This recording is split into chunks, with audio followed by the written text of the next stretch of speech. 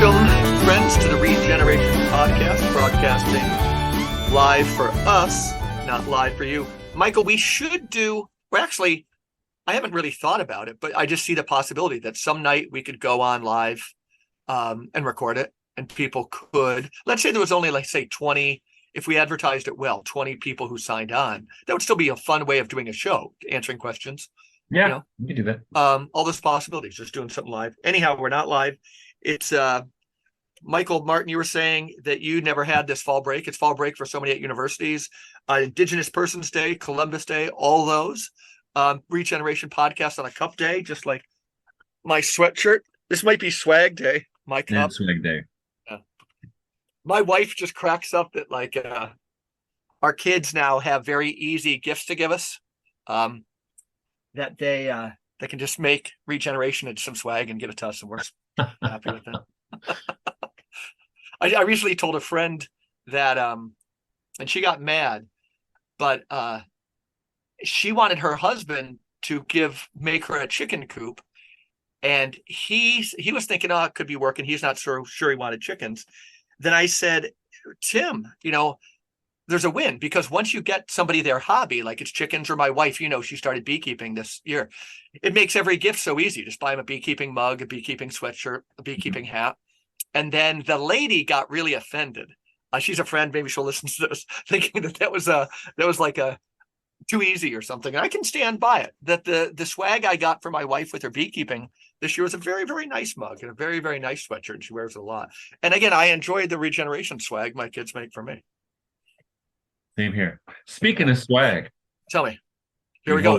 The the next issue. Describe the highlights. There's no lowlights. Household of Things, Jesus' Imagination, Volume 7, with cover art by the illustrious Catherine Oliver, who's an artist. And actually, she makes films too. You can check her out on YouTube. Look for Catherine Oliver, Catherine, Kathryn. And it's fantastic. And actually, Joan Proudman is on the back, which is a pretty extraordinary piece of digital collage. Yeah. And it's got good stuff. Actually, we have, let's see, how many former people we've interviewed here. Let's see. I heard Guido has one, and you told me. Lindsay Rose is in here. Okay. She's Katie Hartsock, who we'll be interviewing next time. Poet. And actually, she is the wife of somebody else. We also interviewed Jonathan Geltner. Also, who else is here? Guido Preparata. Here's the title of his, the Three Apprentices by the Grimm Brothers. It is such a scary article. He said it to me. Gnostic interpretation. It was really heavy. Also, I did an interview with Martin Shaw for this one. Yeah, that's big. Therese Schroeder-Sheeker. She's also got an article in here, or a story, actually. James Tunney is in here. Wow. We're going to have him on again soon. What was that topic he mentioned? That anyhow, he's coming up again if you're a James Tunney fan. Yeah. And we have actually two poems from another person we interviewed, Daniel Polikoff. Yeah. And who else is here? Daniel was Wings of Desire. Somebody but we didn't interview him. Tyler DeLong is in here. Really good guy. So it's like we're well represented here. Yeah. Now, when I link to it, Michael, where do you want me to link to Angelico Press, Amazon? Yeah, the Angelico Press, because they finally have a way to subvert the machine and not go through Amazon. Okay, well, good. Yeah. Thank you again for doing that. It's a labor of love for you. I know it's not. It doesn't put your kids through college, but it's it hasn't yet. But it is. I mean, I do like doing it, but it keeps the fire alive. It keeps the fire alive. A lot of work, man. Mm-hmm. There's a lot, and it's the household of things. So, and it was interesting. I thought I would get a lot of distributist type stuff, and I didn't. I got a lot of because you beat up on the distributors. Don't you think that's the answer? No, I was hoping somebody would do something, but I don't beat up on them. I just want them to stop playing Lord of the Rings cosplay. It's like cutting on people. It's like cutting on people and asking them to come to your party. Yeah, but I get it. No, you're just you want them to get a little more down to earth. But it is down to earth. But it was more about the imagination, surprisingly, in this one. What's your thought? What's your thought about the this week? I was surrounded a lot by thoughts on the synod of the church, and you're where you are right now vis-a-vis the Catholic Church. I find myself like so many things. I'm going to not precede because we didn't even discuss this topic, but it's when we had uh, uh, first name Clavin on again. Great, Matt Clavin. No, Spencer Clavin. Spencer. I'm so sorry, Spencer. And again, we need to have him on again. That was a great conversation. And I was confusing him with his dad, but we were talking about Owen Barfield. And I was thinking of how.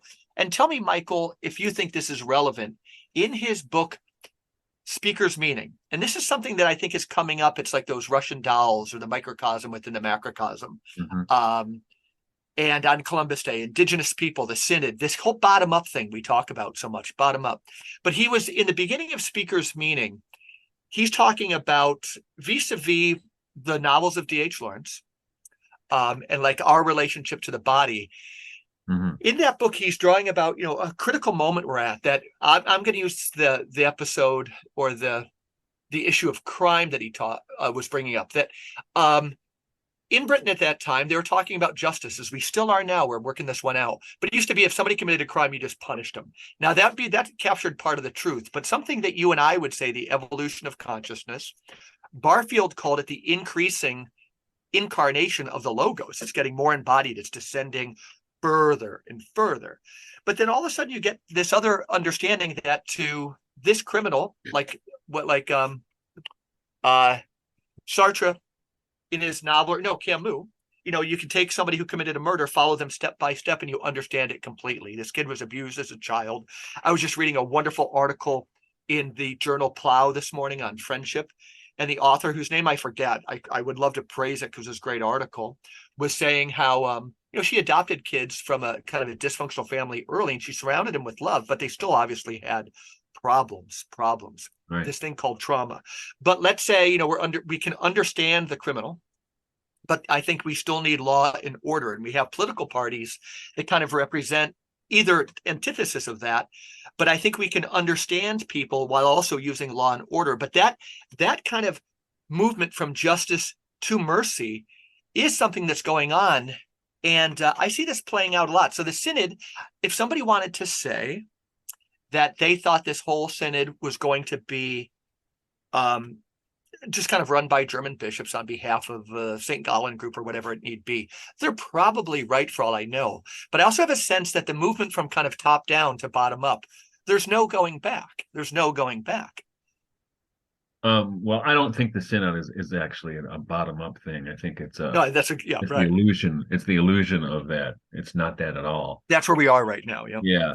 But hypocrisy is vice paying tribute to virtue. Well, I think what I think these structures do is they can see the handwriting on the wall, so they try to do an end run and pretend. And I've seen this in college administration. I've seen it in everything. You see it in politics all the time. And this is a classic thing, right? They put on the front that this is, we're all in this together. Mm-hmm. No, we're not. And I don't think it's a bottom up. I think it's a bottom out progression that is the one that's helpful. And but I think, we're kind of conditioned. Well, describe the bottom out revolution a little bit more then, or maybe that's what you're doing.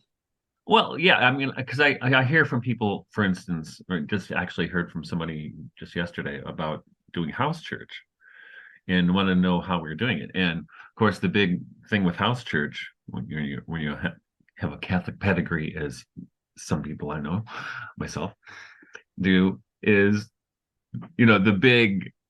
the Rubicon is the Eucharist. Are you going to do the Eucharist too?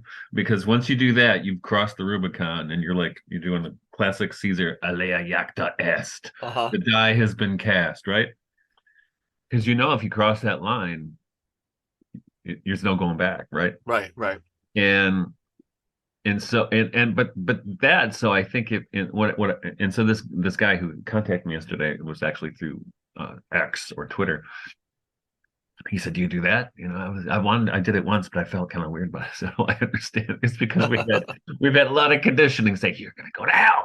Right. But but even when I talked to actually my former priest, and I talked to him about it a while ago, even before I think I did it, and he said, "No, the church doesn't say that, it can't happen that the Eucharist can't happen outside of the church. It only says that the church knows that it does happen inside the church." Mm-hmm. Which I don't know, that's party line or what is it, but I think I mean, there's the gospel warrant for when there are two or more gathered in my name, there I am in the midst of them.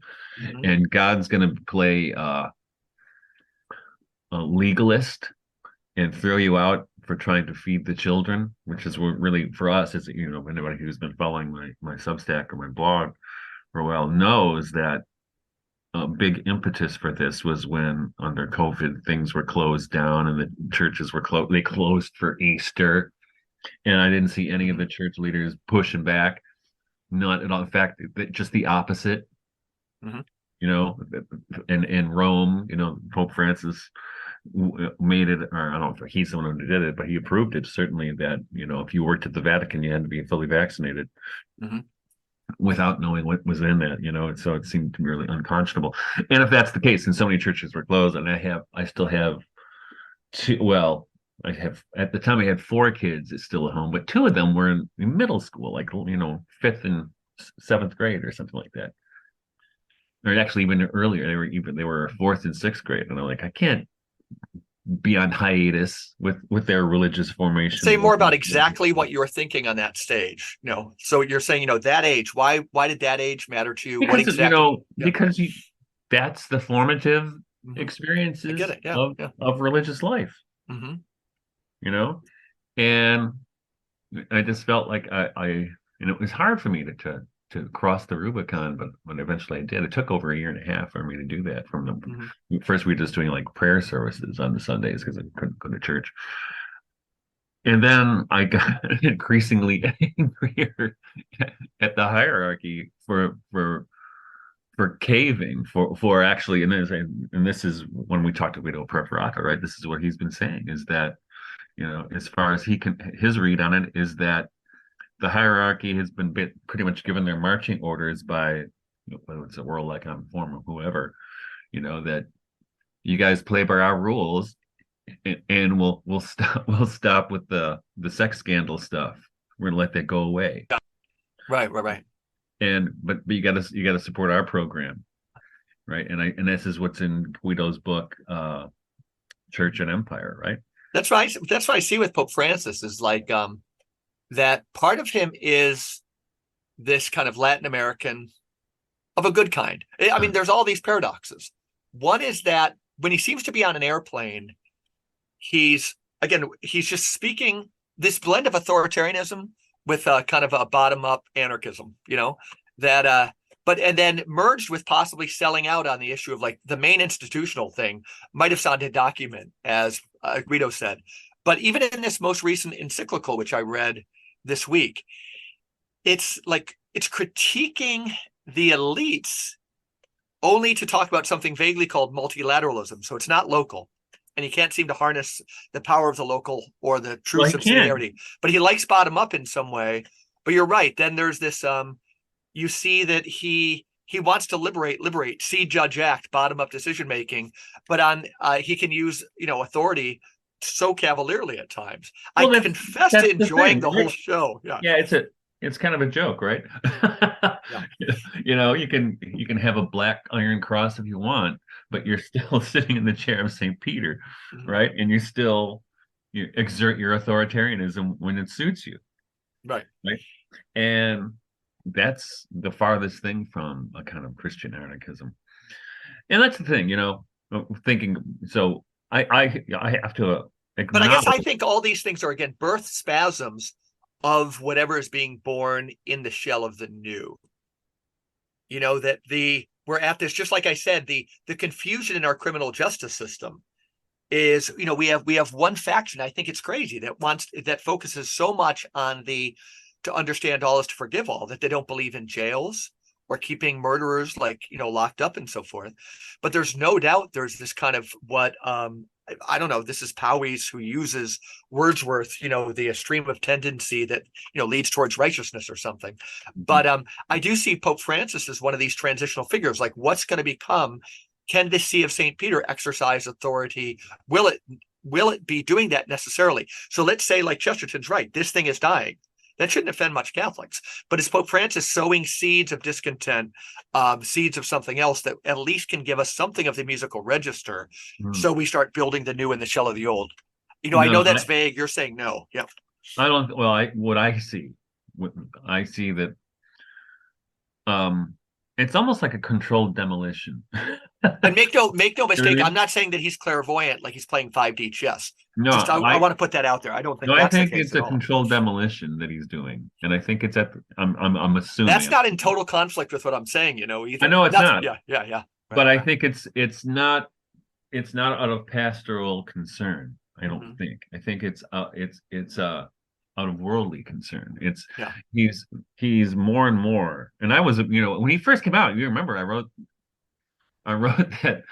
that guest blog post for Arthur Rossman Yeah. when we were still speaking on Laudato Si, right? Which I thought was at the Like, time I thought we were what was your talking. take again, or what got No, I you thought it canceled? was like, in fact, that when I read Laudato Si, I kept looking through the footnotes. I said, "Is this guy quoting me? Where did he get all this Uh-huh. thing?" Right. And then I found out later that some groups at the Vatican had been studying my work, Uh-huh. you know. So I was on my own. Maybe they were. Um, but and I was encouraged, I was encouraged by and I don't mean. Did this So involve you here's the getting thing, canceled right? in So any I'm way? a Go I'm a ahead. biodynamic farmer and I'm a Yeah, sociologist, right? I get And it. I have, as you know, a very sacred relationship to nature, the You do. creation, right? And but that does not mean that I'm the kind of stop oil person's going to glue himself to the to the expressway or to the highway so people can't go to work or even to the hospital, right? And in fact, I hate that, and I think it's evil. Um, but because I think those kinds of gestures support exactly what these assholes who want 15-minute cities and surveillance like you see in London, right? And that's coming, it's going to be every place before too long, and universal or digital currency, Hmm. central bank digital currencies, and they're all pushing for this, right? And they do it under the guise of care or you know safety, just Safety's big. just Yeah. like the Patriot Risk. Act, right? Hmm. It's the Patriot Act on hallucinogens. Yeah. um but and so I like that part in Laudato Si was doing that, but he seems to me, over time Pope Francis has become more and more technocratic and more an apparatchik of the World Economic Forum. Yeah, he actually uses. There's a sub chapter in his apostolic exhortation that I think has the headline basically like this, like beating up on the technocratic paradigm. I know the phrase technocratic paradigm is in one sense the enemy in this exhortation. And that's the exact phrase as translated into English. But early on, by giving the whole, I always think, again, can't we begin as Catholics with the divine feminine, which again is local and so forth? Can our friend Scott Martin would say, like, know the name of your local watershed. Yep. We have a pile of garbage the size of Aruba, like out in the Pacific. These concrete things, let's say 1/3 of California is concrete, whatever these stats are. Or your local stats, what's actually going on. But he spends 3/4 of the document beating up on the technocratic paradigm.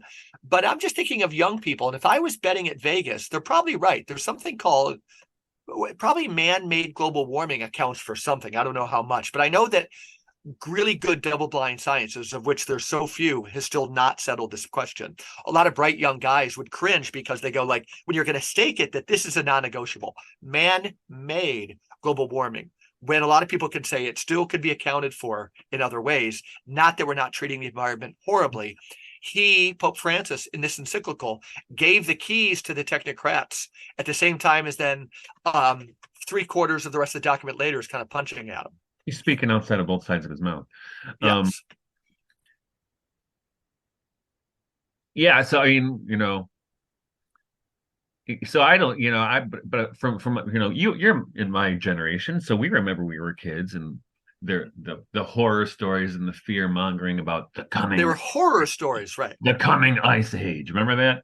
And then they were always, they were supposed to happen a long time ago. Oh yeah, we were supposed to be dead by now. And remember Al Gore's Earth in the Balance, that I think was by 2010 that half the world will be underwater. Well, the other big one was the Inconvenient Truth, right? Right, and it's all bullshit. That was an Al Gore thing, and it's all. But I agree that all these things are created to, destabilize our security in the world. And I'm not. So put it this way. So if you're talking about net zero or something like this, people don't know shit about actual what carbon dioxide does. And right. And you've seen certain reports that what happened. We live in a closed system. We act like there's scarcity, that we're going to use up all the oxygen or something.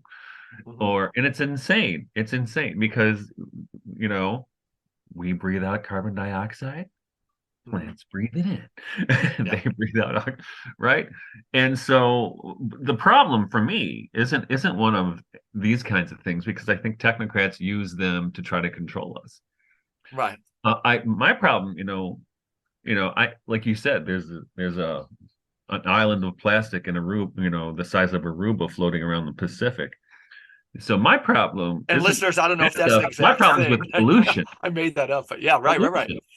Pollution's the problem, and but I also think make it concrete as possible for everybody. Right? So with plastics, Mike, they make you feel guilty for using plastic, but can you buy anything that's not wrapped in plastic? Even a wire. So if I go to the hardware store to buy screen, which I've done many times, or hardware cloth, it comes wrapped in plastic. Apparently they're afraid it would spoil if it weren't wrapped in plastic. I mean, what the hell? Does everything need to be plastic? But those are, just another angle though on the same thing. Your point is well taken. Yep. There are ways to work with nature that are healthy. Yeah.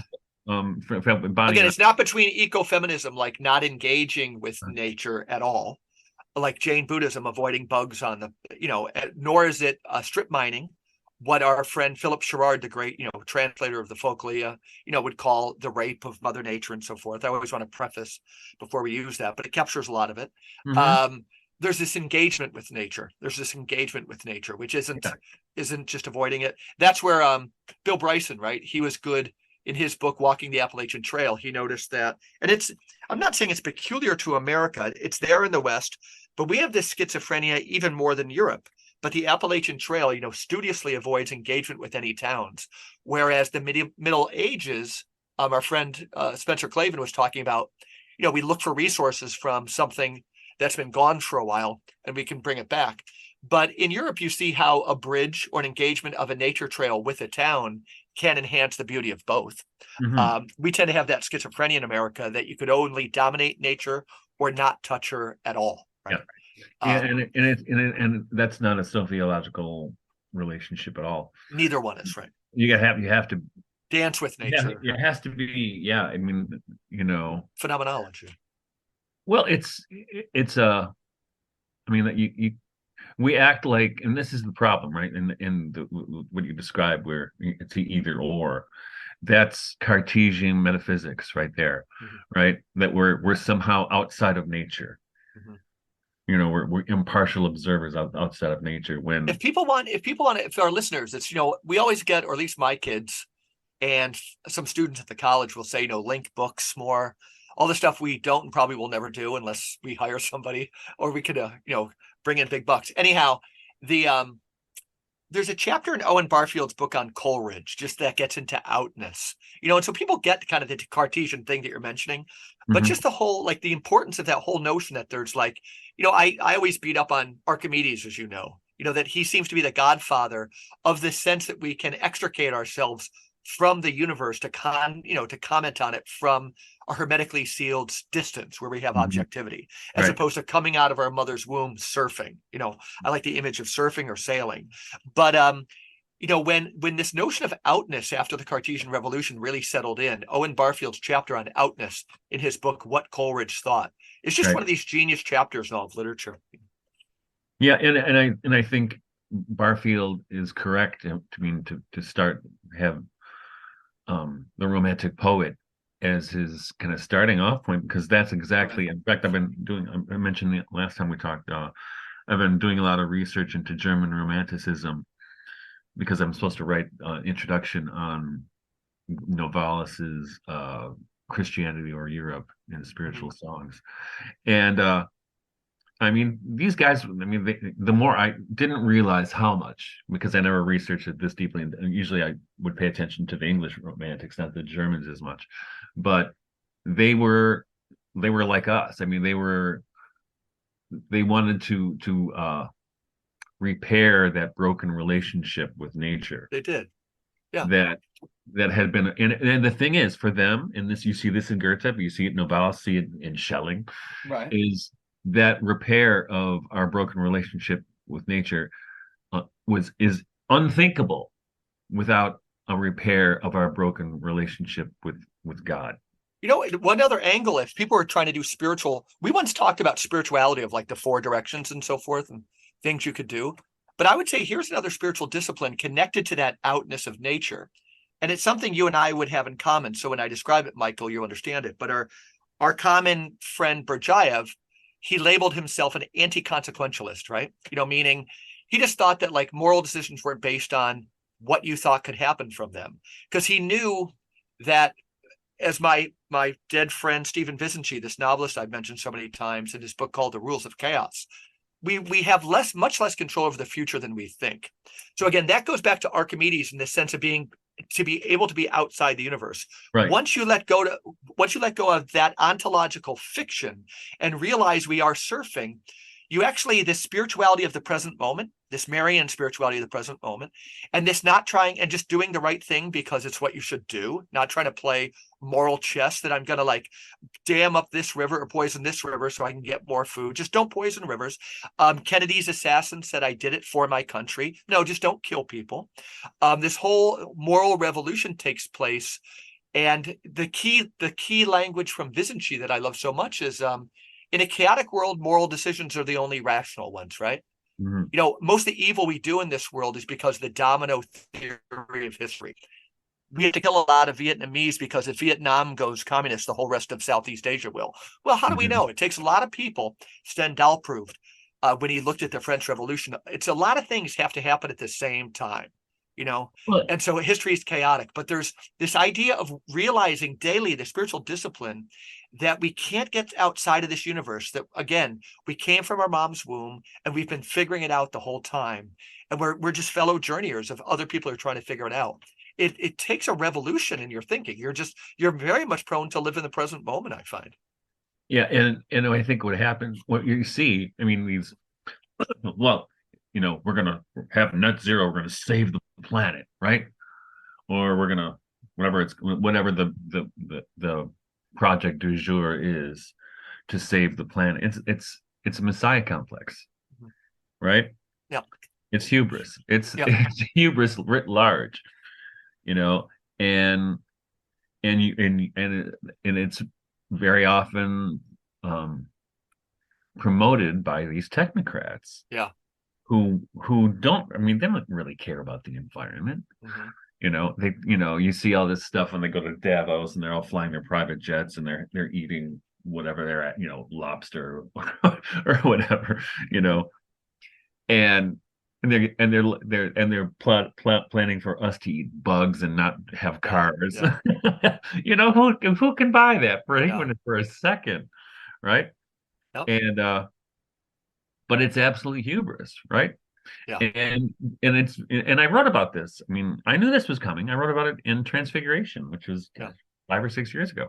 And you're right in line with again Illich, who said the ultimate blasphemy is this blasphemy of life by looking at the paradox of that image of the Earth is seen from outer space, and the image of a baby seen, in utero. He just obsessed on those. Mhm. That when we look from the outside and say this is life, so you have the scientists on one side, but you have the priests, a certain form of priesthood on the other side. The baby is life, Mhm. life. But in both cases, it's giving technocrats control of that definition, right? And that whole notion, it forced him to say to hell with life, because this view of outness that you were just describing so well. It's gotten so far that whether you do it in the name of science or religion, there's this way of objectifying life so that you can mess with it. And there's Mhm. another way of being, within this thing, seeing or Blake points us in the direction, seeing the whole universe as a human body. Well, that's it. I mean, how to bring that holistic vision of what it is to be human back, making that central, and not the master slave dialectic that we're getting from all the other. That's what the technocrats are actually doing. Yeah. They dress it up in different kinds of language, but that's what it boils down to. Mm-hmm. But and so I've I think the people who think they're radical out there aren't radical enough, No. because and this is what I see. I mean, especially I see this in the church, which yeah. Um, everything's poisoned by politics, Yeah. and nobody has, or very few people have, um, the imaginative and moral fortitude to look at, like you said, the present moment, but actually to live in being now. Yeah. And nobody has that, because they have to check it with the tradition, or they have to check it Yeah. with the political, proclivities or whatever. They got to check in, right? But no, very few people have that kind of radical um imagination, or daring Mm-hmm. to actually look and see what's there.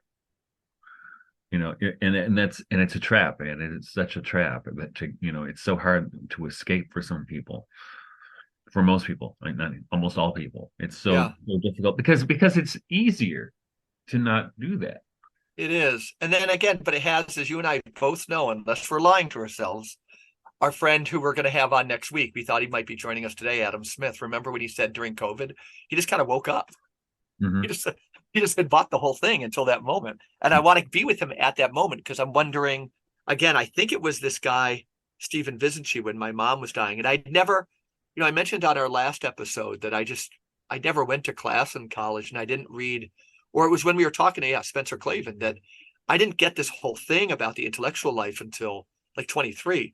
But I don't know if I drank the Kool-Aid. I just didn't read anything. I was just hanging out with my friends for all those years. So that the flip side is I never read a textbook that like bored me. So when I took to it, I just like took to it like flies to shit. But Hmm. but I was wondering, the way you were just discussing again, what are we doing? What can liberate people? One idea for me is, I mentioned the name Powys a lot, John Cooper Powys, but there's a pretty short novel, and it's weird, I have to admit. It's called Morrowind, but he takes a Dante-esque journey, this guy, into the underworld. He meets really cool people there. But it's a sustained novel where he has science and religion. I always think about, we need a religionless church, because this danger of religion is kind of hypertrophied when we're desiccated from our hospitals and schools. It's Right. just like of the OCD, for the OCD, by the OCD. Hmm. And so one way that could liberate us beyond some of these mental shackles is, he always talks about, like, he has Kelvin and a research scientist, so one, the people who, the church who adores the past, the scientists who torture in the name of the future. The church tortures in the name of the past, but it's religion and science. And he sees all these kind of, enemies looking at each other, secretly friends on other sides. So he has Kelvin, who's in predestination, but with the scientists, he has the determinist, right? Yeah. And he shows how these things, and he's got 50 million of those. He points out this infernal dance. And you and I would see that they were both religions.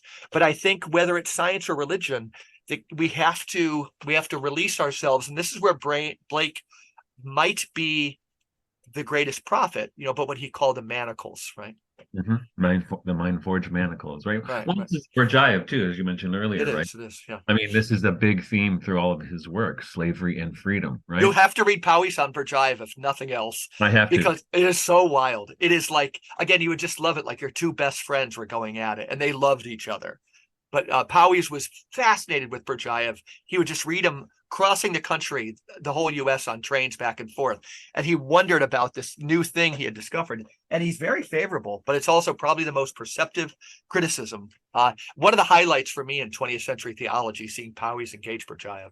I have to check that out Yeah, for sure. yeah, yeah. But yeah, I mean, and that's, I probably, I don't know if I became like I am because of Berdyaev, or I got into Berdyaev because I am like I am. But I mean, he's a person who had that kind of radical daring and imagination. He and Blake, right? Yeah, yeah. Do Truly anarchistic in spirit, but like this huge heart, right? They both well, not only similar that, but personalities. Berdyaev's, he never left the Orthodox Church, but Mm-hmm. my God, what a scathing critique of the ossification of the system Right.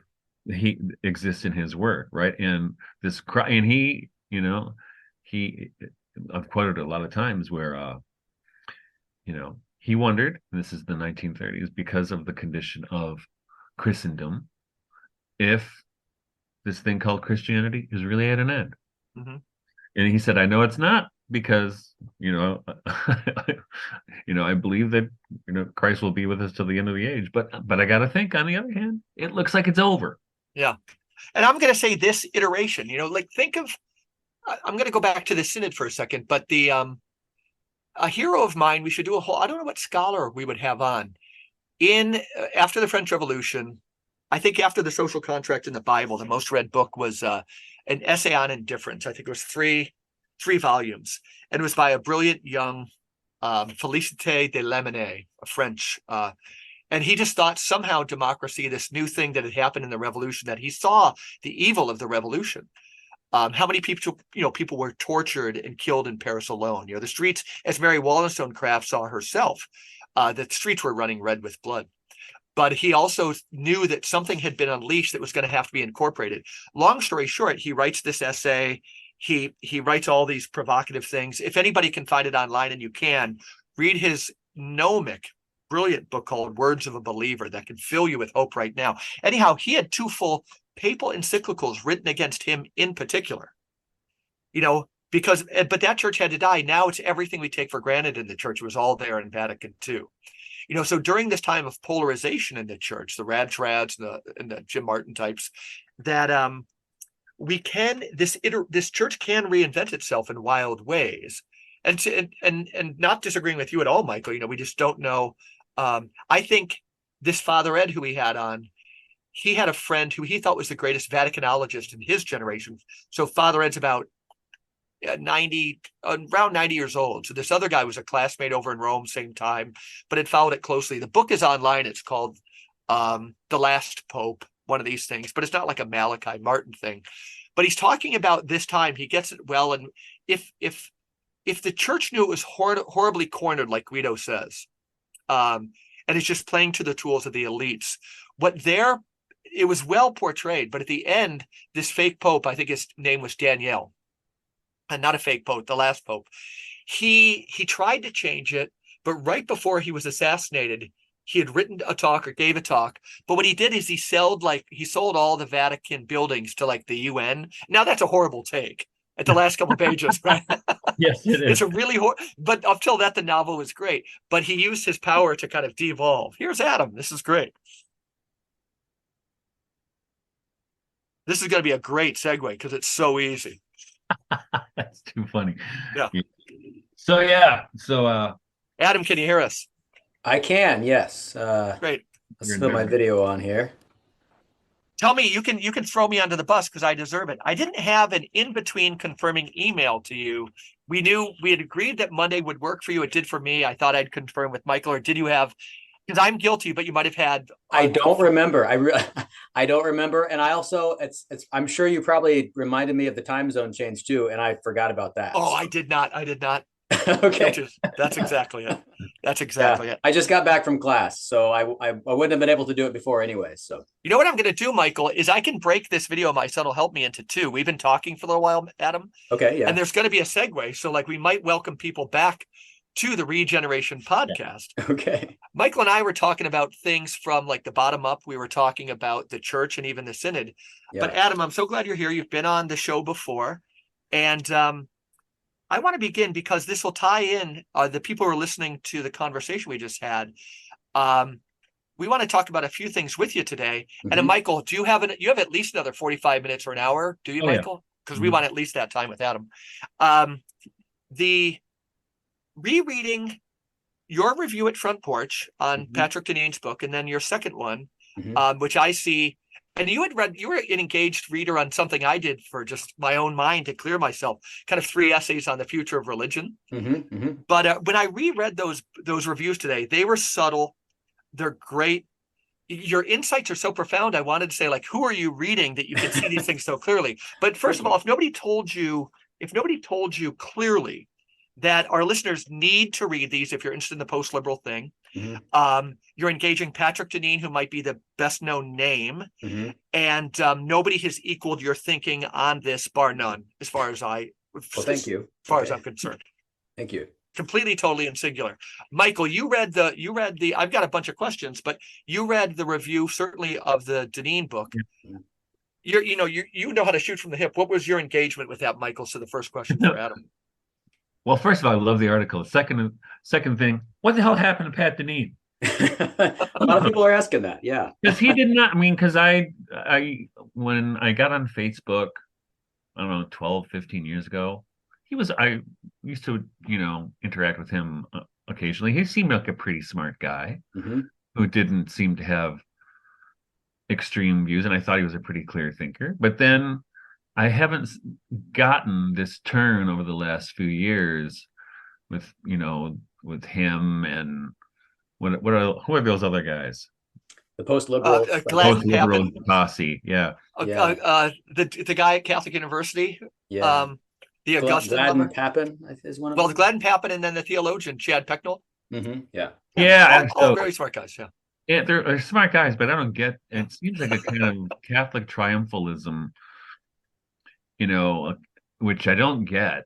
And it seems like, in fact, when I read your article, Adam, where you're saying, it's not that they don't like the system, they don't like the guys who are running it now. So it's like, those guys are assholes. We want to put our assholes in instead. And that's my basic read. But you do break it down so well. You do break it down. Doing the same thing, right? Yeah. And I don't get any of that. Yeah. And I'm like you, Adam. I say, I'm probably more conservative and more radical than those guys, because what are you doing? And when you answer, Adam, include your distinction between rights and values. I think it's a key. Yeah, that is really key. Let me real quick shut my office door. Absolutely. It might get loud, people. Yeah. The post-liberals are going to come and take them down. That's right. Yeah, that's right. I don't think there are any post-liberals at my university, so I don't have to worry about it. But yeah, rights and values. I think that's really, I have the review of Deneen's book, followed up by a review of Danielle Allen's book, and I think it really comes. It's a must-read to read them both. Absolutely, it really is. And it comes through really well when you read the two together. Maybe when you read my two reviews together, it's especially. But each of them works with the other. No, I was saying your reviews together. I mean, but again, they are, what you do is, again, this is a 1-2 punch. Hopefully you have a third or more coming, but it's so important. There's plenty to read on this, and you can do a whole series of, but yeah, I mean, I think, let's see, it's a huge topic. Post-liberalism is a huge topic these days. I was listening just yesterday to a podcast with John Gray, the political philosopher. He's a brilliant guy. Yeah, really brilliant. And I didn't know he's still alive. Yeah, he's still alive. He made a joke about that actually in the podcast, how he's about dead. But what was he saying? He was kind of lamenting the fall of liberalism. It's basically it's over. Liberalism is over. Part of that is the idea that liberalism is or was this era when it was possible to have open debate with people you really disagreed with, but now we have all this censorship, that kind of thing. Mm-hmm. But he said that one of the things that has been the death knell is moving all political issues into the realm of rights, where you can't, once you declare something a right, as opposed to a value over which you might, have a contestation, Mm-hmm. you take it out of the political realm altogether. And I think that's what Deneen recognizes, and it's why he calls for, the rise of a post-liberal order, because that's what liberalism has done. It's kind of an anti-politics. And even a liberal like Allen also recognizes the same thing, that liberalism has kind of, made a mistake.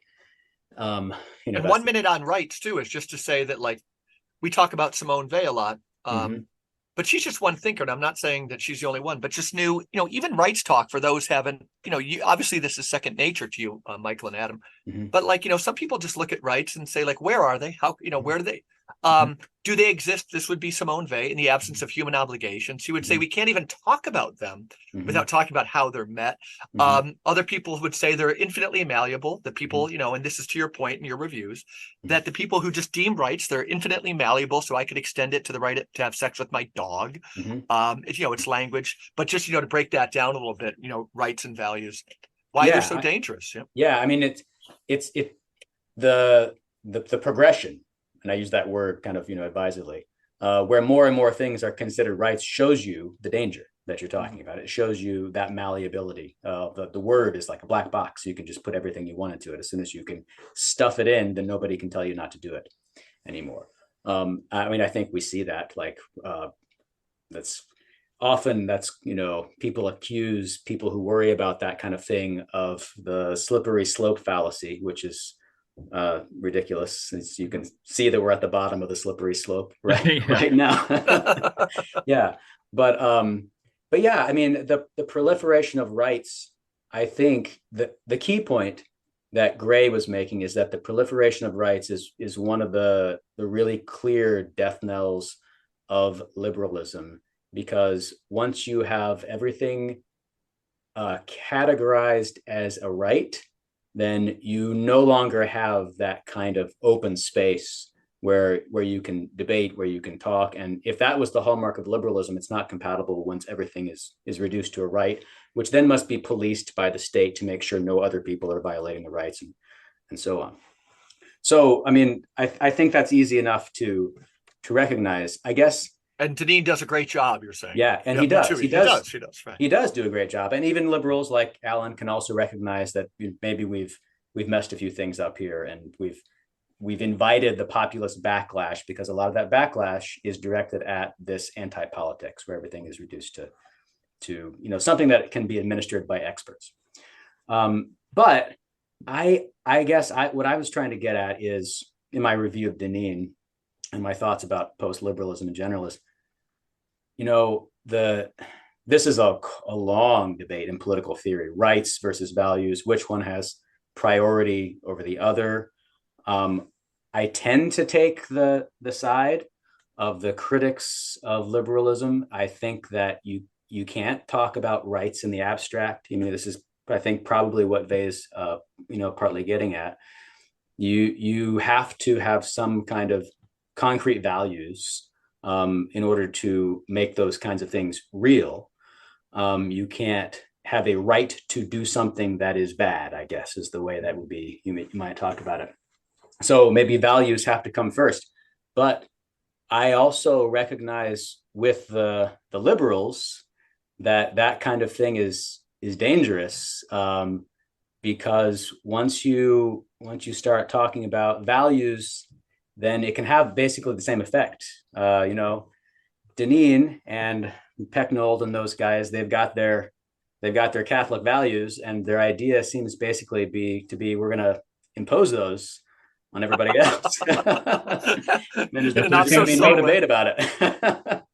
And they would say something like, look, liberals are pretending to be neutral, to not have any kind of commitments to values. They do. We have commitments to different values. We're just being open about it.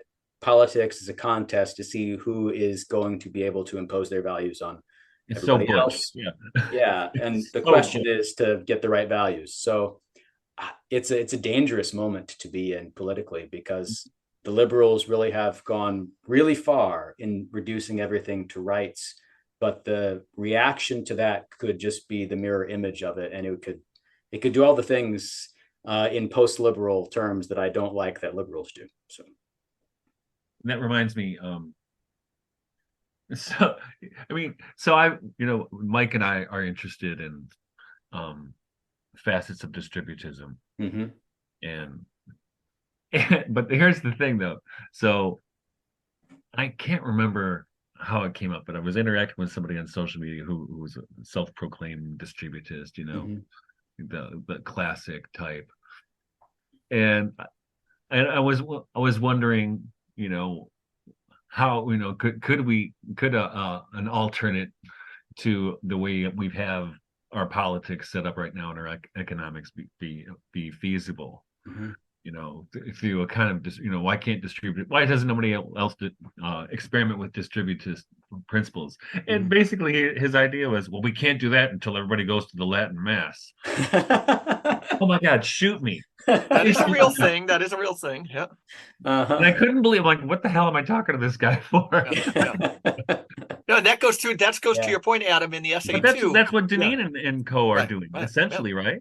They are. And that's Yeah. when I you mean, talk about the cathedral, Adam, that, mhm. if it sounds like it's just a brutal takeover of politics to say do Mhm. it our way, Mhm. it can be softened by saying, oh no, we want to raise the culture of the world, have the schools, the universities and everything. Mhm. But where at least Michael and I know you and Tara would be sympathetic, there's two things. One is you point out that those institutions swallowed those people. Mhm. Radicals wanted to change the universities, and Mhm. they became tools of those Oh institutions. yeah, my And the God. other one is that, again, we need to um we don't need to alter things like hospitals or universities. We need to change them fundamentally. Mhm. That's regeneration of all these institutions. Say Mhm. more about that. Yeah, I mean, I think, I mean, another thing we might end up talking about is what I'm trying to do about technology Yeah. on It's a campuses, things huge like part of that. your reviews. Yeah. Yeah, I mean, and it relates to this point, I think, in a strange way. The McLuhan line is the medium is the message. Mm-hmm. Institutions are mediums. I mean, they are things that contain messages. Like there's sets of rules, That's the incentives. central Elitchian insight, Yeah. right? Yeah, Yep. very much so. Mm-hmm. And I feel like there's this tendency, this weird kind of tendency among the post liberals who I actually think should know better, that to forget that, to think along with the liberals as if institutions are these neutral containers, and that the problem is that they've been stuffed with bad values that have been disguised as rights. Okay, I kind of agree that that's something that can happen, but Mm-hmm. they've been stuffed with these bad values, so we can just take those values out, stuff them with the right values, and then things will work out. I just don't think that that's how we should be thinking about institutions at all, especially these days when the massive size of institutions makes it obvious what their independent effects are on people, regardless of those people's values. Well, Um, and let me ask you this, Adam, because it mhm. seems to me, and Mike and I were talking about this earlier, that there's a captured quality Mhm. to liberal institutions like the colleges and universities, Mhm. and I think it's by design. Mhm. And it's the same thing. It also mirrors the design of the hierarchy of the Catholic Church. So you Mhm. have assistant professor, Mhm. deacon, Mhm. associate professor, priest, full Mhm. professor, bishop. Mhm. But both of those systems are orchestrated to weed out the troublemakers, right? Mhm. Mhm. And not only do they weed out the troublemakers, but they encourage conformity because whoever goes along gets along, right? Mhm. Mhm. And we find ourselves in a unique problem right now. In fact, when I was at Marygrove College before their untimely demise, but they deserved the demise, um, the English department where I was at a Catholic liberal arts college, there was almost nobody who was Catholic. Mhm. In fact, it was very hostile to the very idea of being Catholic in this institution because they had gradually just kind of compromised Mhm. themselves into a realm in which they have they have no values and they have only rights. Yeah, You know, I mean, and it's only this certain set of rights, yeah, right? yeah, you And can definitely see that you can see a perfect example in the the transformation of institutions that were once committed to a set of values into institutions, the only purpose of which seems to be to make sure that certain rights, which may be local rights to that institution, that everybody's supposed to have, are not being trampled on. And we talk about our mission or something in terms of education, but really it seems a lot like our mission is mainly social conceived of engineering. as legalistic terms. But that's an effective institution. So that's not an effective having the wrong values. So if we have values, they should lead us to think about institutions in a certain way, not just to look around for some institutions that we can take over so that we can put those values into practice. Is maybe how I would put it. But I think there's a blindness to that. So yeah, and again, like, is this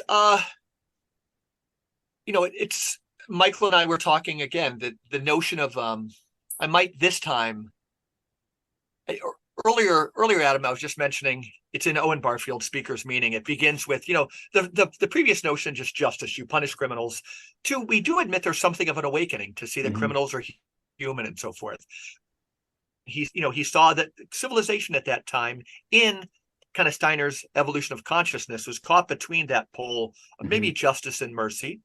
That we were seeing that criminals, but again, it gets polarized, or I don't mean polarized at all. It gets really viral when it's tied to a scientist or determinist worldview. That if somebody had these events, it causes them to do something. But there was that we're teasing these things apart. But when we talk about the post-liberal phenomenon, if we were talking about something that I would say, from justice to mercy, or from, in the Catholic Church, from hierarchy, kind of authoritarianism to synodality, we were talking about this current synod going on. These are some messy times for those two. Do you think like that? Like, what do you bring to bear on your thinking? You experienced your understanding during COVID. You woke up to something. What metaphysical framework do you use to look at these questions so that you can question the post-liberals, but you intuit there's another way? Boy, that's a question that I am trying to answer. I think it might be the question of the Regeneration podcast. We're trying to work this out. I do a lot with the overworld and the underworld. And the underworld, the overworld's clear. It has simple ways. The underworld is working out problems. The darkness mixed with light, the divine feminine. And we need ways of solving things. So Jordan Peterson, I was talking with my son, came out pretty simplistic on some current events, I think. And that he loves Jung, but he can only see hierarchy. He's never really worked with the shadow. So it's Jung talk it's underworld talk that they keep in the overworld.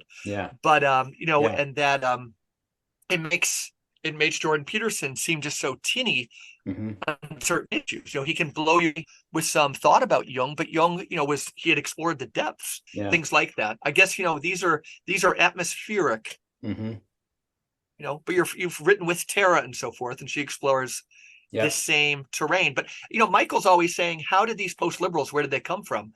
Talk about to understand all is to forgive all. It's a pretty simple 1950s. That's where they came I know, from. but it would be. But even with first things, you had the naked public square. We were just starting to think that maybe the public square had its own thought content to begin with. That we were waking up. That I'm kind of forgiving if a young college student came to me and ended up in the post-liberal paradigm. I'd say I'm fortunate to have a student that's thought thus far. Now let's work with it. Yeah. I mean, on that last thought, I would totally agree with you. I mean, I'm sympathetic to the emotion behind the drive toward post-liberalism, definitely. And whenever I have, I guess I would try. I mean, I haven't done some kind of study, but my sense is that more and more of my students, I mean, my thoughtful students who think about anything at all, but more and more of my thoughtful students are that, I don't know, I have this one student, he was in a class last semester and he took to, I love your smile already. It's going to be a great story. Well, he's a very precocious guy. This is very weird. Nobody else would do this, but, and maybe you had to be there or something, but he took to prefacing every intervention in class, anything he was about to say. He took to prefacing it simply by saying, and it was totally, non sequitur. Also, fairies are real. And then he would go on and talk about his thing, right? I like that kid. Yeah. And I thought, I bet there's this fairly well-known essay by David Bentley Hart, and I think it's in First Things, where he talks about fairy. I'll bet he's read that, and he's kind of thinking about that. I actually use that essay for teaching students. Yeah. I mean, it's a really fun essay. I really like it, and I sense among my students this weariness with the liberal order, with the liberal order, and with the kind of everything turned into an institution, like a husk of itself. And they, again, shorthand is they don't trust the institutions. God bless them for it. Yeah, they don't trust them, and that's great. And exactly. I've seen the same thing. In fact, I just taught that essay maybe 2 weeks ago, and I asked this, and it's really well written. I mean, David Bentley Hart knows how to write. Oh yeah, I mean, he's combative as all hell, but he knows how to write, and it's very well written. In fact, I just edited a book by him. Hardly anything to fix because he's so perfection. But and that essay on the Secret Commonwealth. Then I finally said, we're trying to unpack how he structured this essay, what kinds of tools he's using. And I said, okay, here's the thing. Do you believe fairies exist? And they're like looking around. I don't know. Should I raise my hand? And the kids said, absolutely not. But they're like, am I really in college? Didn't this guy? Yeah. But the point I'm trying to make is, I think what we're suffering under right now, maybe that Deneen doesn't even realize it. We're suffering from what I could call the technocratic enlightenment, right? The high tech enlightenment, and the response to that is this form of romanticism. Which is making a case for the imagination and truth and beauty and goodness again. Right. And I do see it with some students, like you said, not everybody, but they're out there. Yeah. And that reaction is really important. I mean, in my mind, there's always, a thesis and an antithesis, and the hope is for synthesis, and that process, goes on potentially forever. That's maybe too simplistic an understanding of the process, but I see that reaction and I welcome it, although I fear what it might avoid. I fear that it might not lead to some good place.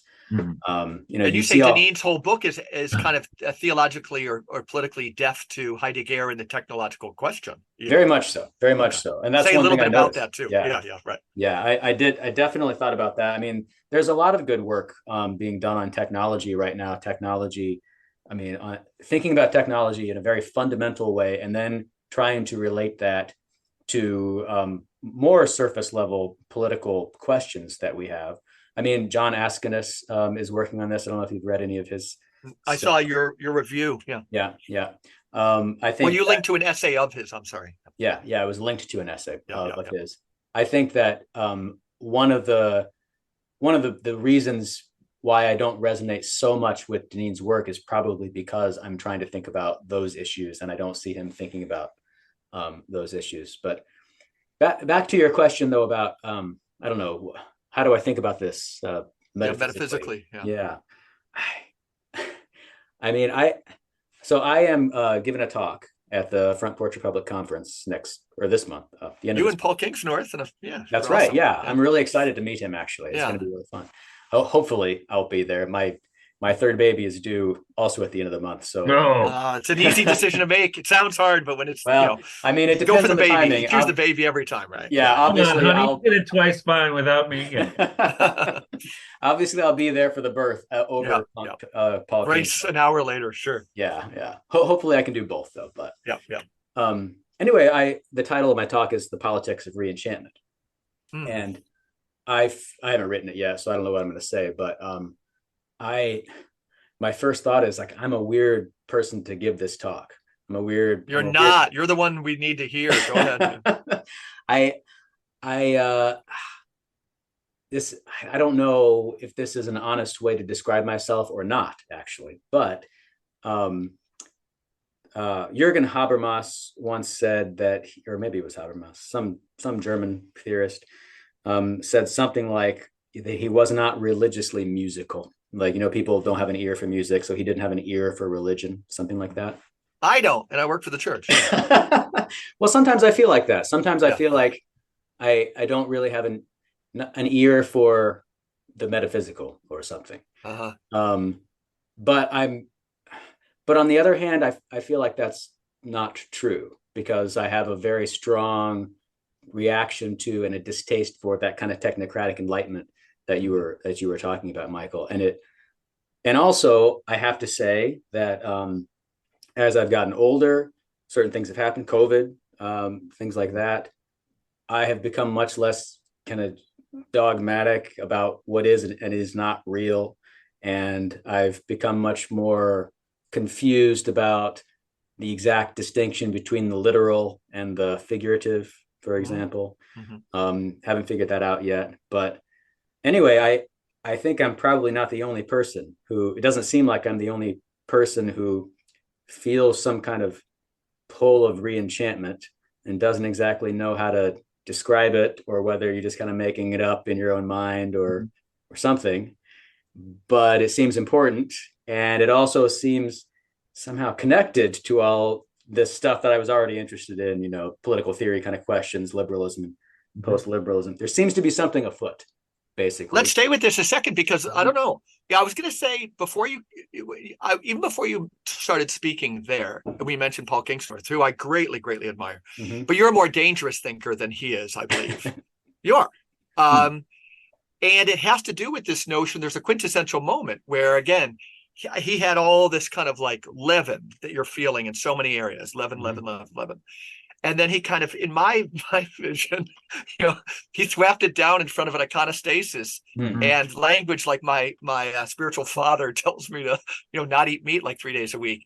And for somebody who works for the church, it just strikes me as funny and maybe like a great dissipation. And again, those practices can be really wonderful. I just watched the movie Father, a Stew the other day, and I thought that if anybody's seen it, Mark Wahlberg, it would be this kind of church as machine, but I needed to see it again, because it could be, if it worked, somebody on hard times kind of loves the rigor of fasting and needed that order and so forth, like a kid from the, pretty cool. But and I needed to hear it. I can be too weak not seeing the value of that structure sometimes. But I still think it's fading and it's crashing like the university system or the hospital system. So like, what are we going to do? Let's just admit it's crushing. But can you say a little bit about that transition point, as they now say they use it too much, this inflection point? Do you feel that with your journey? I remember during COVID, you gave me the language I was searching for. You wrote an essay on trying to go to church. That captured so much. Can you hang around that atmosphere a little bit? I'm really, I feel that tension that you're describing, right? Like the kind of on the one hand, a draw toward enchanting things, the ancient tradition and the all the stuff, the paraphernalia that seems, cool, I guess, to somebody who grew up like me in a evangelical church where the sanctuary was just an auditorium and you might as well have felt like you were in a corporate retreat or something like that, right? So I can feel that kind of, but I also recognize how easy it is to identify that with the thing you're looking for, or the enchantment that you think is out there, in which case you end up just repeating the same mistake, which is to turn it into like a machine. Like you said, I guess kind of idolatry, right? Yeah. This is the quintessential thing. Stay there. Yeah. I mean, I don't think it's anything new. I think that this is a perennial problem for humans. How to give form to something without imprisoning it, without turning it into something else. I think that on the one hand, most people, I'll put it like that, most people need some kind of concrete form. On the other hand, there's always this danger in any concrete form it's just I would say that this is the relationship between law and grace. It is. That is, so central in Paul's writings in the New Testament in particular. And maybe my impulse is to say something like there's a historical waxing and waning here, where there are ages where we're building up forms, and then there are ages where the forms become so obviously corrupted and so legalistic that the grace gets lost. And then people go looking for that grace, and it's a dangerous time, but also an opportunity, because things are going to get destroyed, which is good because they're bad, but also then I think people do need some form, but that form is always dangerous. Yeah, I think, when I mentioned dangerous, see, you're dangerous and I'm insane maybe, because, I get the waxing and the waning, and I get the cycles, but, I've taken the risk. And again, Adam, it's fun to think that you're actually a very sensitive reader of my own kind of insanity on Front Porch. But and again, like, when I saw that blog, a really intelligent person that started with Tara, and I would see your name with comments, and I hadn't seen your writings at Front Porch. I never made the connection. But I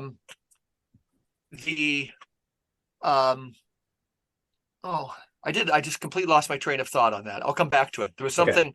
Yeah, it's the whole thing. It would be the Illich. Oh, it would be, so in my writings, I mentioned that, we have those, it's like Oswald Spengler is true up to a point, unless we move from the age of Pisces to the age, I want to make something like that. We're in the third movement of the symphony, the opening harmony, then you have the discord, then, we're not going to stay in all the fluctuations of discord. We're looking for some type of merging of East and West, of the male and the female, and, a movement towards the underworld. So, I wonder, when I hear you saying that kind of like the receding and so forth, I wonder if so when I think today the language is going to come to me, when we had like Lee Ogeron, he's got a book on great Shakespeare scholar. He's got a book on Christianity and Jesus, or like Shakespeare and Christianity. But we don't need to know if Shakespeare was Catholic. We don't need to know if Cervantes was Catholic. We don't need to know if Rabelais was Catholic, but we need like the religion of Rabelais. We need the religion of Cervantes, the religion of Shakespeare. What did those guys do? And again, I think we need to flip the script. Instead of saying this ritual stuff, it gets hypertrophied. We need, and maybe this is a waxing and a waning. Maybe Jesus dressed, blessed bread and wine, because he knew our tendency to turn everything into kind of hocus pocus. He gave us that simple thing, like, again, when kids walk to the post office and they don't step on the cracks, and things like that. That's a little impulse. Yeah. And, that's kind of the way I'm leaning right now. Again, this marriage between the earthborn common sense tradition that has humor, that if we're going to take something, let's focus on the equality of all souls. And this notion that I think is true for you for political theory. Your work captures the notion of just the love of some people to put it over on somebody else, to feel above and press down on other people. Yeah. Those are the evils of our time. That's why I would call myself something of an anarchist. Yeah. I mean, that, I guess, two thoughts. So, the language of waxing and waning, the idea that there are historical periods, and then trying to figure out for yourself what time you're in, that kind of thing, is very interesting and useful in its way. And it is it's true that I think it's true that it's a perennial problem, the relationship between law and grace, form and content, if you want to put it that way.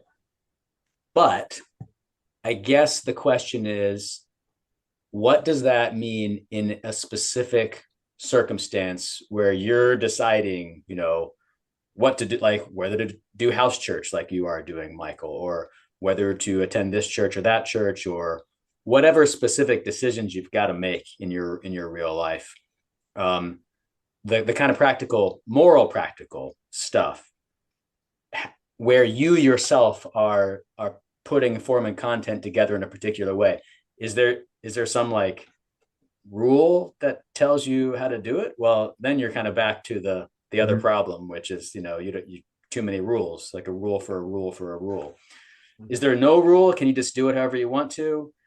Well, then it's formless. And is it actually going to, be useful to you in your life? Is it going to be morally kind of significant, right? I should say, not useful in your life?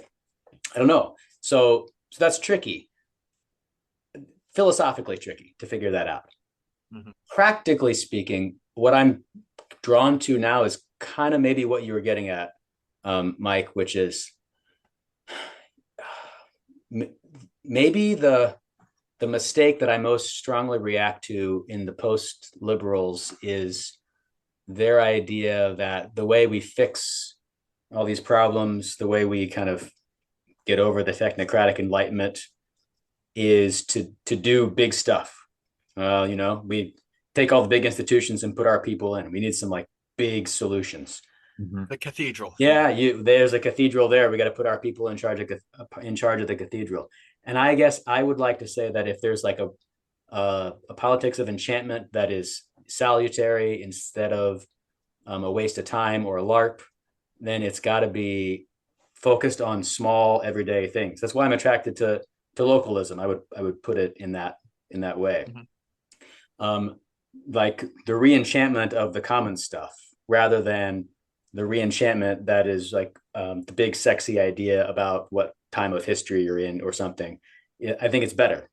It's better to look around you and to think about what the meaning of this matter is, not to get obsessed with your time in history or something abstract. So that might be where my talk at the end of the month goes. Something like a good politics. That's, I think, I've been trying in my own thought to put you right there. Like, mm-hmm. With all that stuff, that question is kind of like why you're here. But, that, again, that's the stuff that I would put. That's an epical change. That's 2,000 years of history from the overworld to the underworld, the local.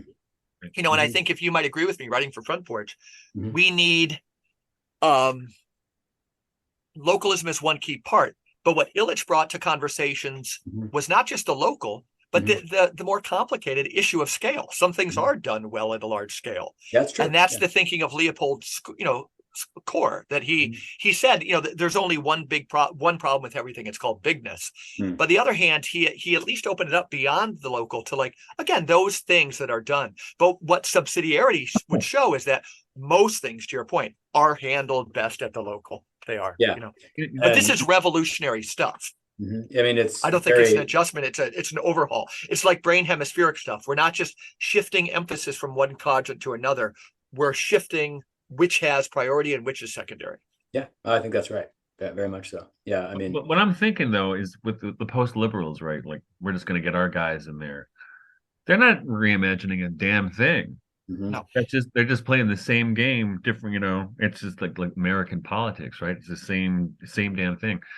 Whereas, and I think when you're talking about enchantment, for me, enchantment starts with a kind of phenomenological disposition towards things. And actually, the thing I've been thinking about all summer until now is, and this is what I'm trying to, I mean, even house church is an example of this, is we have to think that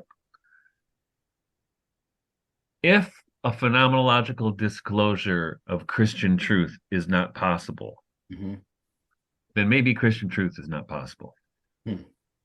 Then maybe it's just a set of aphorisms, and that's going to be called Martin's wager. That's going to be your wager. That's going to be Martin's wager. Yeah, Martin's wager. Remind me of that, because I'll forget it. But it's going to go down as Martin's wager. Martin's wager. But we were here, Adam. We were here when Mike and Ol invited Martin's wager. Go ahead. Now, don't you think that otherwise all it is signing your name to a set of dogmas or whatever you're going to call them, right? Yeah. I agree. Do you sign? Do you agree to? Yes, I'll do this. Fast on Wednesdays and Fridays. Yes, I'm going to do that. Get a spiritual father. Got it. Check. Right. but those are external, right? And so, is it possible to disclose Christian truth through a contemplative relationship with things? A phenomenological disclosure of where it reveals itself to you. Yeah. Otherwise, it's who cares? I mean, I do like that, because I think if that happens, and this is a classic thing in theology, right? The mystics versus the theologians. Yeah, right. Right. But I think what was interesting for me in phenomenology through Husserl and through Heidegger, for sure, is that was at least a moment in Edith Stein where the mystics and the theologians became the same person in a way, right? Because you can return to form, and hopefully it won't become an island. But mysticism is getting more incarnational. That was the purpose of me sending you that quote, Michael Martin. I'll read it for Adam, that, Thomas Merton, the beginning of mysticism is really out there. Merton saw everybody in a consumer district of Louisville shining like the sun. And this is echoed in this quote I sent to Michael as a text this week from Saint Mother Maria of Paris, an Orthodox saint. The churching of life, I love churching, not Christianity. And this is what I think it's all about, is the realization of the whole world is one great church adorned with icons, persons who should be venerated, honored, and loved, because these icons are true images of God that have the holiness of the living God within them. Again, the incarnation, the increasing incarnation from icons to faces. And that's Illich through and through, the human body sitting next to me. Tell me, Adam. Yeah, your answer is going to be more interesting than anything I'd say. Well, I mean, that just brings up so many thoughts, and it just sends me back into the tension that we were talking about, and then I'm constantly, trying to think through.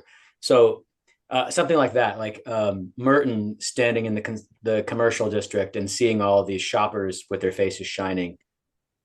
On the one hand, that's where it should be. That's where it's at. Yes, I recognize that is taking them out of being consumers to individual human persons, unrepeatable human persons. Yeah. On the other hand, if what that means is, I mean, and Merton wouldn't say that this is what that means, but if the implication of that to us is that, oh, well, it's fine if everybody is just a mindless consumer walking around, because, if you see them right, their faces are shining.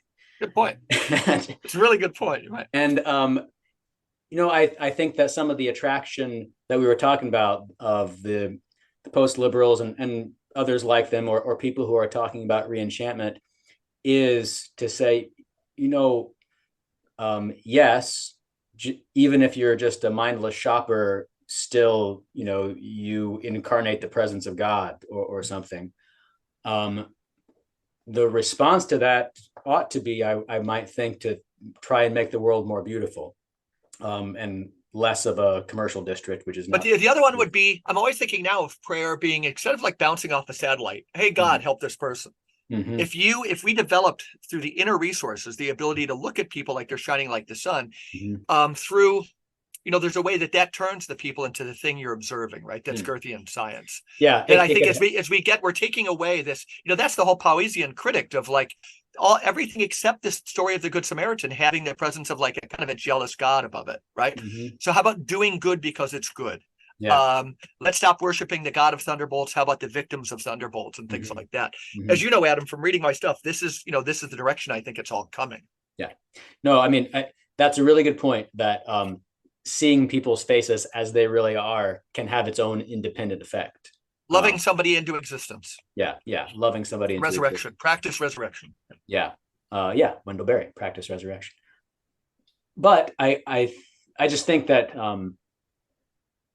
there is room to talk about how we order the world, how we set up spaces, how we absolutely, what our buildings look like, what our cities look like, these kinds of, I guess you could call it mundane things, where we think that precisely because the material world is like an incarnation of the spirit, if we think about it in that kind of sacramental way, precisely because of that, we're moved not only to love other people, but to love the actual materials that we're working with enough to make them into something beautiful, this kind of thing.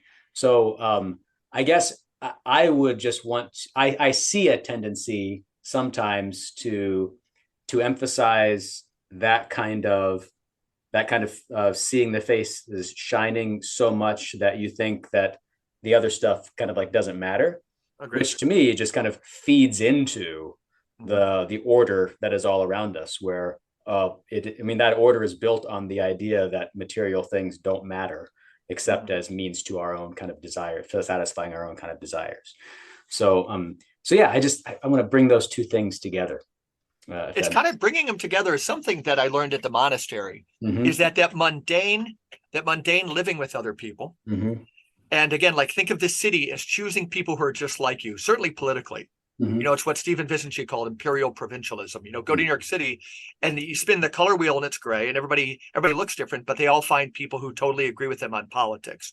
But to live in a hamlet of hemlock localism, you're going to be engaging in phronesis, people who think differently than you. And then certainly at a monastery, the only thing these guys had in common was being Catholic. But you can't run from them at all. It's like a very large nuclear family. And then you work it out. And then at least the goal of monasticism in that way is from not running from somebody, you have that same experience of Merton that he had in the consumer district, that under these robes that look exactly the same, you see all those faces shining like the sun. And that kind of brings together shopcraft as soulcraft with something, I don't know. Yeah. Yeah. I mean, and then, in the monastery, you're also doing together with these people that you have to learn to live with, you're also doing all these mundane things. We have a casket building monastery. You're building the caskets or whatever the craft is that you all practice, or just the work of the monastery.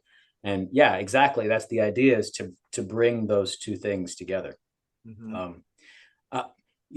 I've said before, like, I feel like I'm a strange person to give this talk on enchantment. And maybe the reason is, like, of those two things, I've often, mainly focused on the second one. Like, the mundane stuff has seemed important enough for me to not think so much about the metaphysical stuff that is intellectually interesting, but not experientially or something. But now I'm becoming more interested or more drawn experientially to that other thing too. But I'm still, I want to make sure it's grounded and connected to the concrete that's all around me. And I guess that's just a constant challenge. But I would be curious for somebody like you, is that have you read, say, Owen Barfield's Saving the Appearances? No, I'm not. So that's it's very intense, but it's not heady, but it's very logical. It's British. But that lays out the schema of original participation through alienation, through what's called final participation, which is the Steinerian schema. And it's exactly applicable from infancy in the womb to alienation to, some final type of cause that draws us forward. But so, when I said metaphysics, we have Hegel and everything. My college students would just call it circle, line, circle, right? Where the second circle is the line crossing the circle. Yeah. It's everywhere. Then, like, we see it in movies. We watched Tom Hanks' News of the World, and the young girl who was tied to the native, she saw the world as a circle. Tom Hanks was a cowboy, and they just said line, line, line. It's there in this great Last Unicorn that Tara and I sing the praises of. Is like the best fantasy outside of Tolkien. But I guess that's what I mean by metaphysics, because it's almost like a simple temple. It's just like too easy, Yeah. The more Adam becomes Adam, the more he feels at one in a crowd. It's the womb restored at a higher level. It's a community and oneness at the same time. It's the Trinity, Yeah, I mean, eventually things do get resolved. I guess that's maybe a core faith of mine. Interesting. So what else let's it's all like news as we'll wind up. Last time you were on, and this is all going to relate, because the technological question is part of your political critique. And we're just talking about making things real, getting connected to the real. This summer, last time we spoke with you, you had an experiment. Name the experiment again as you would describe it, and tell us what you learned. Yeah, so I had students sign up for a May term course, which is a month long. And the students in the course, there weren't very many of them, but it was just the first time. They lived together in a dorm room, apartment building, I guess, with no technology for the month, while they were also taking this course on these kind of like we read Illich, these kinds of people in the course. But then they were also, experimenting with living without their devices. So they had, I left it actually open. I said the fundamental rule is no smartphones, but you all can decide amongst yourselves how far you want to go. And they decided basically to no screens at all. I thought maybe it would be nice if they watched movies together, for example, had like a common screen, but they elected to go without screens at all. So for the whole month, they traded in their smartphones for flip phones. No TV, no Netflix, nothing. They did all their work on, by hand. So the work for the course, they didn't need a computer for. And yeah, by the end of the month, they yeah, it was quite profound. Wow. They one of the most interesting things that they said, and one thing I should say is these students probably pretty self-selecting. They're already interested, in the issue.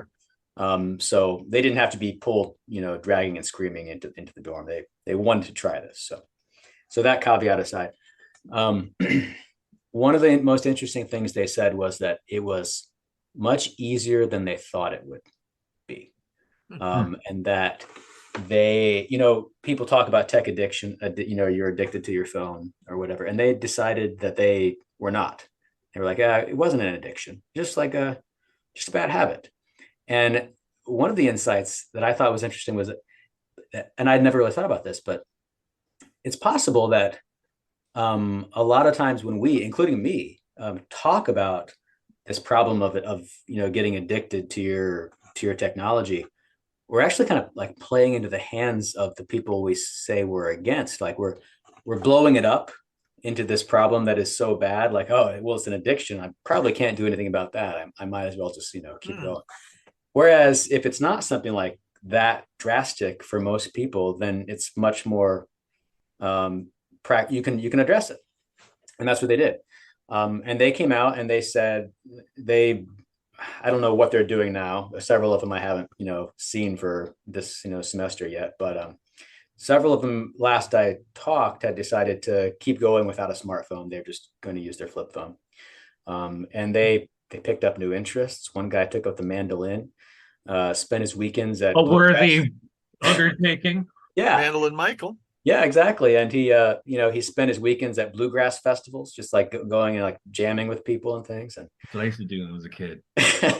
Well, that's what more people used to do when they were a kid. Not that in particular, but yeah, right. Something like that. And we talked a lot about this, but how this is going to sound so nostalgic, but people don't. We're older than you are, as much as they used to. They don't do things. They don't do things. They don't. They don't. Like when I was in college, we were always organizing our own things, like stupid stuff, crazy things. And we were cow tipping. Yeah, exactly. I mean, climbing up the radio tower and putting flags on top and stuff like you're supposed to do when you're a kid. And my sense is the kids just, they don't have much of a life like that. And I think one of the things that the kids in the dorm discovered was just how to do that, I guess, how to make your own fun, Yeah.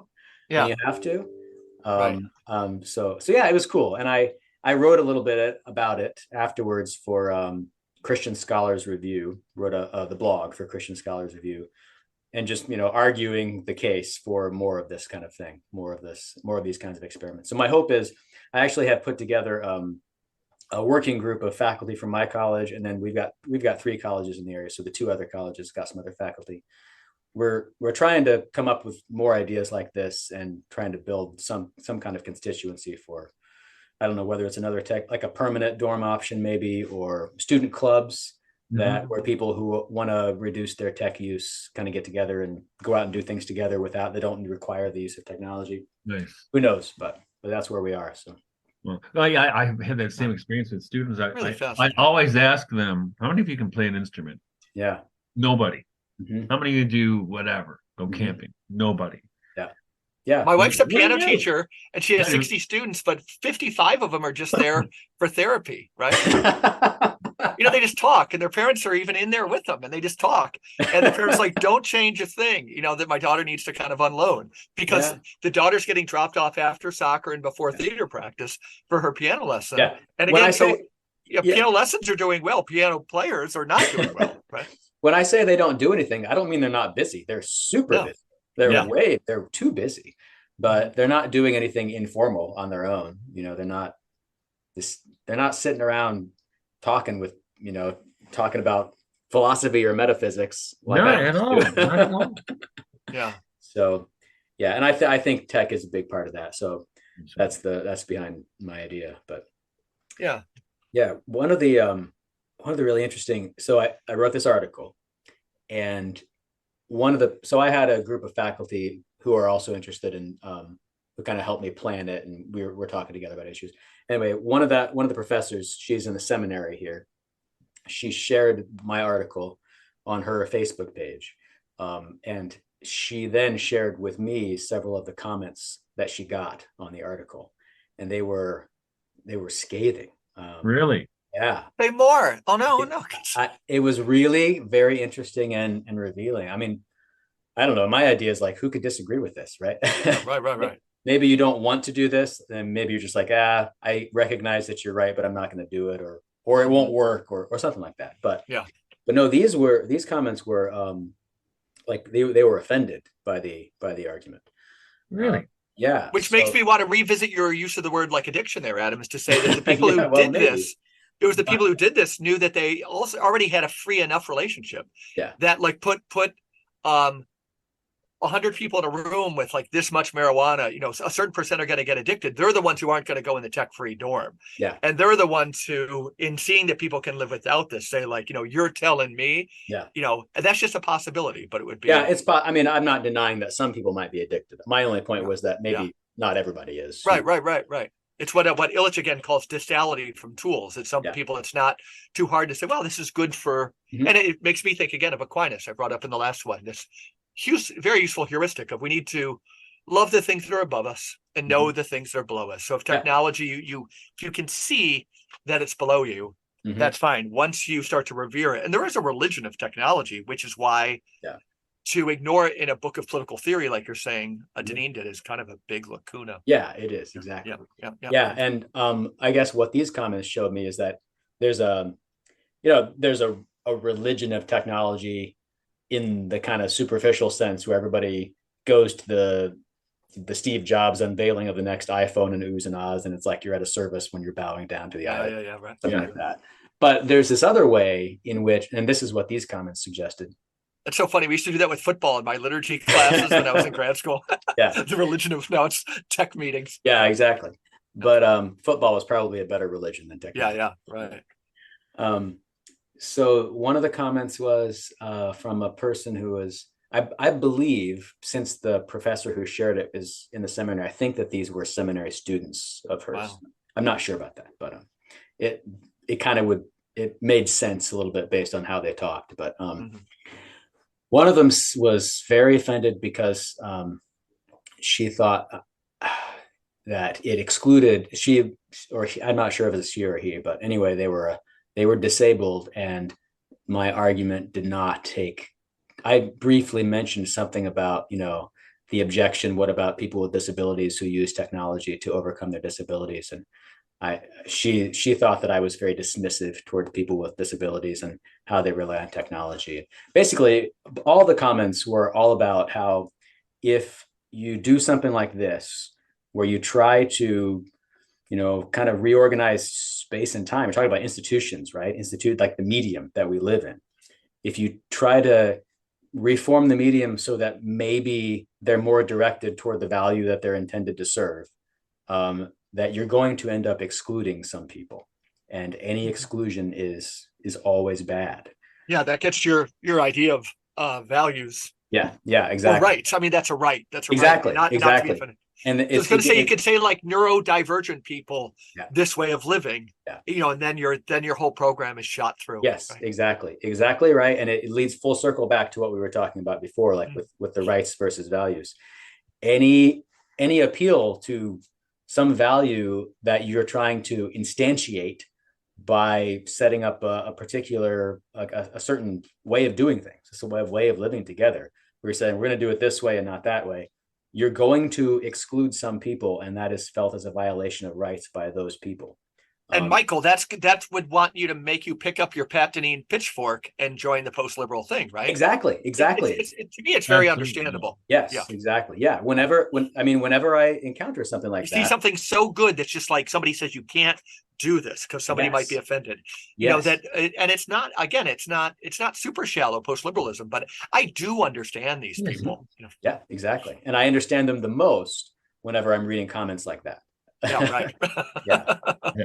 Super interesting. Yeah. What a conversation. Adam, again, I don't mind saying what I think, but like you're a very, very, very important thinker. Oh, well, and thank you. writer. I And hope it's I very get to do some unassuming, more your thinking. work. You put it in book reviews at Front Porch. I mean, with the insights of your 2 articles, again, very humble, useful, but this type of I'll send people, I'll link to those, but you can learn so much from these 2 book reviews about politics in our time. And it's I would wonder, like, you're just thinking in real time. And I can't wait to have you on again. Thanks for all you're doing. And do you want to tell people how they can read your stuff? I'll link to the Front Porch things, other things you want to kind of put up there for people. Let them know now. Yeah, I mean, the Front Porch thing is the main thing. Maybe I'll also send you a link to the article about the tech free dorm. Yeah, if anybody wants to read that. I mean, at Front Porch, I'm in one of the associate editors now for Front Porch. Great. Oh wow. All right. So I don't know how much I'll be writing for them. Actually, I might be a little too busy doing editing, but Sure. But that's probably where I'll end up. I keep intending to get back to the Substack, but like I said, now we have the 3rd child on the way. Yeah. Michael and I have both been there. Yeah, It's a different world for me. I don't know if I've said it here, but I was telling a young dad the other day. He's got 3 kids under 5. Mm-hmm. The real sense of liberation didn't come until winter in upstate New York, when I could tell my 4 kids, we had 4 kids in 5 years, that like, get on your winter clothes and get in the car. So there's no more car seats and no more putting their boots on or so much as a mitten or helping them look to find anything. Yeah. In the winter, when I said get in the car, I just thought, like, much more than my youngest just graduating from college, much more than anything. I was liberated as a man.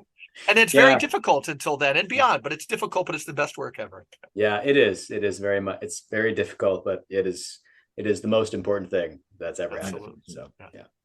Yep. Well, thanks everybody. And Mike, people, Jesus the Imagination, where can they buy it, Michael? The new issue. Well, you can get it. I would recommend going to the Angelica website to get it, because they found a way to go outside of the man and not have to get it through Amazon. So do that. But it's also on Amazon. It's also at Barnes and Noble. I'm sure it's other places as well. Okay. And I'll do as I always do. I'll link to your Patreon and Substack. And we will see everybody here again on the Regeneration Podcast next week.